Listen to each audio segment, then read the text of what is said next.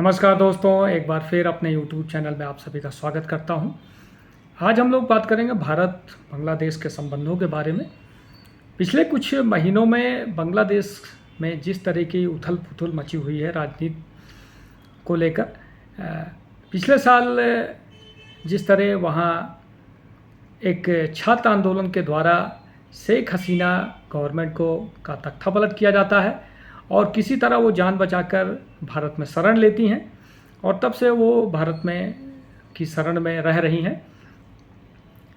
उस छात्र आंदोलन के बाद मोहम्मद यूनुस की रूप में एक कठपुतली सरकार गठित की जाती है और जब से मोहम्मद यूनुस की सरकार बनी है तभी से बांग्लादेश में वहाँ के जो जमात है, वहाँ की जो और भी कई सारी राजनीतिक पार्टियाँ हैं जो भारत का विरोध करती रही हैं, उनको एक तरह से खुली छूट मिल गई है।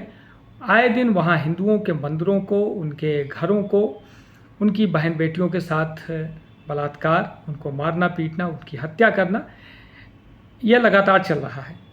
भारत सरकार कई बार इन चीज़ों को लेकर बांग्लादेश के जो नेता हैं, जो वहाँ के ब्यूरोक्रेट्स हैं, उनको आगाह करती रही है, उनसे रिक्वेस्ट करती रही है कि ये सब चीज़ें बंद होनी चाहिए।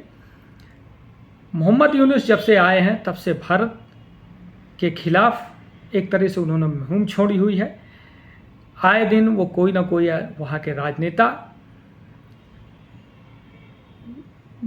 लोग जो हैं वो भारत को लेकर अनर्गल बयानबाजी करते रहते हैं, जिसको ध्यान में रखते हुए भारत सरकार अभी पिछले दिनों बिम्स्टेक की जो मीटिंग हुई थी थाईलैंड में, वहाँ भारत के प्रधानमंत्री मोदी और यूनुस की मुलाकात भी हुई, जहाँ भारतीय प्रधानमंत्री ने बांग्लादेश के मुद्दे को लेकर चर्चा भी की। वहाँ के हिंदुओं के ऊपर जो अत्याचार हो रहा था उसको भी उन्होंने उठाया और इसी बीच में भारत सरकार ने बांग्लादेश को कई हज़ार टन चावल का निर्यात भी किया है। और भारत की ये पॉलिसी रही है नेबरहुड की, जो हमारे पड़ोसी देश हैं उनके साथ हमारे मित्रता रूपपूर्ण संबंध रहें और भारत अपने पड़ोसियों को हर तरह से आर्थिक, राजनैतिक, सैन्य, जिस तरह के भी आपदा प्रबंधन, जो भी उनको सहायता लगती है उनकी वो सहायता कर रहती है। हमने पिछले सालों में देखा है कि श्रीलंका में जिस तरह को आर्थिक महामारी की तरह फैल गई थी, वहाँ पे भारत ने कितना अरबों डॉलर देकर जो है वहाँ की मदद की। बांग्लादेश को भी आए दिन वो सरकार आर्थिक मदद देती रहती है, वहाँ के इंफ्रास्ट्रक्चर को मजबूत करने की, रेलवे, सड़क, बंदरगाह, इसको लेकर भी सरकार समय समय पर उनको धन उपलब्ध कराती है, ऋण देती है, ग्रांट देती है। और भारत और बांग्लादेश के बीच में व्यापार भी काफ़ी कुछ पिछले कुछ सालों में काफ़ी बढ़ा है, क्योंकि भारत और बांग्लादेश की जो सीमा है वो लगभग 4000 किलोमीटर से ज़्यादा की सीमा है और दुर्गम क्षेत्र हैं। भारत में जो बांग्लादेशी शरणार्थियों की समस्या है, इसको लेकर भी भारत और बांग्लादेश के बीच में विरोधाभास रहता है। रोहिंग्या को लेकर जो है आए दिन कुछ ना कुछ होता रहता है। लेकिन पिछले कुछ महीनों में जिस तरह यूनुस, जो एक कठपुतली सरकार, असंवैधानिक सरकार है, जिस तरह की वहाँ कारगुजारियाँ कर रही है, पिछले दिनों वो चीन की यात्रा पे गए थे और उन्होंने वहाँ बंगाल की खाड़ी का बांग्लादेश को गार्जियन बोल दिया। बांग्लादेश 3 तरफ से भारत से घिरा हुआ है, उसकी 3 तरफ की जो सीमाएं हैं वो भारत से मिलती हुई हैं। उसने ये बोल दिया कि हम चिकन नेक के पास चीन को जो है एयरपोर्ट बनाने के लिए दे रहे हैं, वहाँ की सैन्य गतिविधियाँ बढ़ाएं, चीन वहाँ भारी से ज़्यादा से ज़्यादा निवेश करे। ऐसा पहले नहीं था। शेख हसीना की गवर्नमेंट भारत से मित्रतापूर्ण संबंध थे, या खालदिया जिया भी रही हैं तो उनके समय भी थोड़ी बहुत मनमुटाव रहता था, लेकिन इतना ज़्यादा नहीं। लेकिन जब से यूनुस आए हैं वो कोई ना कोई ऐसा वक्तव्य, ऐसे कार्य करते रहे हैं जिससे भारत को ऐसे कदम उठाने पड़ रहे हैं जिससे बांग्लादेश की आवाम को, बांग्लादेश के लोगों को को परेशानी उठानी पड़ेगी।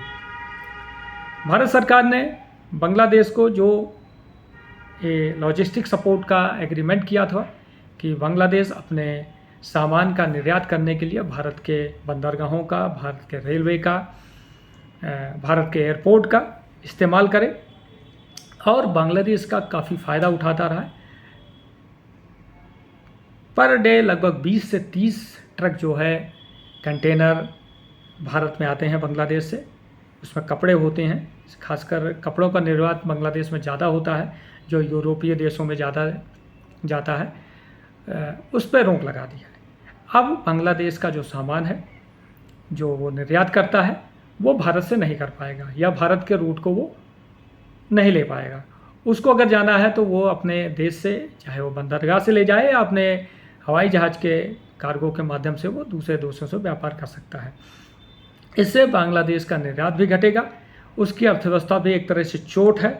ये भारत सरकार ने ये दिखाया है कि अगर आप अभी भी नहीं सुधरे तो आपके साथ और भी बुरा बर्ताव किया जा सकता है। भारत वहाँ अनाज सप्लाई करता है, भारत वहाँ बिजली सप्लाई करता है, भारत में बिजली उत्पादित होती है उसको बांग्लादेश को दी जाती है। भारत तो एक तरह से उसको सुरक्षा की दृष्टि से भी 3 तरफ से वो घेरे हुए है, तो किसी तीसरे देश का इन्फ्लुएंस नहीं हो सकता। भारत उसके इंफ्रास्ट्रक्चर के विकास में मदद देता रहता है और हर साल अपने बजट से एक राशि जो है हर साल बांग्लादेश या अपने जो पड़ोसी देश हैं उनके लिए भारत सरकार अधिकृत करती है कि ये इन देशों में खर्चा की जाएगी। इसके अलावा जो भारत के कई सारे रक्षा विशेषज्ञ, भारत के जो मीडिया चैनल्स या भारत के जो वैसे लोग हैं जो इन सब चीज़ों को इंटरनेशनल रिलेशन और व्यापार को देखते हैं, उनका ये कहना है कि अगर बांग्लादेश ऐसे ही करता रहेगा तो हम बांग्लादेश के टुकड़े कर दें। भारत का जो पूर्वोत्तर क्षेत्र है जिसमें हमारे 7-8 राज्य हैं, असम, अरुणाचल प्रदेश, त्रिपुरा, मेघालय, मणिपुर, नागालैंड, इन सब के जाने के लिए पश्चिम बंगाल से असम को जो जोड़ने वाला एक चिकन नेक है जिसकी चौड़ाई लगभग 12 किलोमीटर है और लंबाई 60 किलोमीटर के करीब है, जिसमें कुछ भारत में भी रहने वाले गद्दार टाइप के लोग बोलते रहते हैं कि हम चिकन नेक को तोड़ देंगे या उस पर कब्जा कर लेंगे, भारत को उन पूर्वोत्तर के राज्यों से अलग कर देंगे। ये चीज़ जो है मोहम्मद यूनुस भी चाइना में जाके बोल आए हैं। तो भारतीय जो एक्सपर्ट हैं, भारत जो इन सब चीज़ों को देखते हैं, उनका ये कहना है कि अगर ऐसा है तो हम बांग्लादेश के भी टुकड़े कर देंगे। बांग्लादेश में बहुत सारे हिंदू भी रहते हैं, जैन हैं, सिख तो नहीं है, और बौद्ध हैं, इनको मिला के और जो चिकन नेक का एरिया है उसको हम बड़ा कर देंगे, बांग्लादेश को काट देंगे, उसके क्षेत्र को विस्तृत कर देंगे। उसके बाद जो त्रिपुरा से लगा हुआ जो चटगांव बंदरगाह है या चटगांव का जो राज्य है, उसको त्रिपुरा और बंगाल की खाड़ी में 30 किलोमीटर का फासला है, तो हम उसको भी काट सकते हैं। तो इस तरह बांग्लादेश को ये समझने की ज़रूरत है और वहाँ के नेताओं को कि ऐसी चीज़ें, ऐसे वक्तव्य ना दें जिससे भारत को कोई ऐसा कदम उठाना पड़े जिससे 1971 में बांग्लादेश का जन्म हुआ। भारत के सहयोग से भारत की मुक्त वाहिनी ने बांग्लादेश को आज़ाद कराया, पाकिस्तान से युद्ध किया, अपने हजारों सैनिकों का बलिदान दिया। उसके बाद बांग्लादेश बना। बांग्लादेश के बनने के बाद, जब से बांग्लादेश बना, उसमें कई सारी राजनीतिक उठापटक होती रहती हैं। कभी वहाँ सैनिक शासन आ जाता है, कभी वहाँ के नेताओं की निर्मम हत्या कर दी जाती है। और पिछले 10 सालों में शेख हसीना की गवर्नमेंट थी और भारत से काफ़ी अच्छे संबंध थे, मजबूत हो रहे थे, जिससे बांग्लादेश का निर्यात भी बढ़ रहा था, बांग्लादेश की आर्थिक स्थिति भी मजबूत हो रही थी और उससे भारत को भी अपने पूर्वोत्तर राज्यों में, भारत वहाँ पर रेलवे और रोड के माध्यम से अपने पूर्वोत्तर राज्यों को जोड़ने का प्रयास कर रहा था, उस पर काम भी कर रहा था, फंडिंग भी कर रहा था। लेकिन मोहम्मद यूनुस की जो असंवैधानिक सरकार है, ये जब से आई है और वहाँ के जो अराजक तत्व हैं, जमात है या जो स्टूडेंट समूह हैं या और जो राजनीतिक पार्टियां हैं जो भारत से द्वेष रखती हैं, वो ऐसे कदम उठा रही हैं, ऐसे वक्तव्य दे रही हैं और हिंदुओं को जिस तरह वहाँ प्रताड़ित किया जा रहा है, इससे कहीं ऐसा ना हो कि बांग्लादेश के और एक दो टुकड़े हो जाएं। क्योंकि अगर ऐसा होता रहेगा, जैसे हमने देखा है पिछले वर्षों में कि इजराइल के ऊपर आए दिन हमास, हिजबुल्लाह हमला करता रहता था, मजबूरी में आके इजराइल ने जो है हमास को ख़त्म किया, गाजा पट्टी पे अधिकार किया।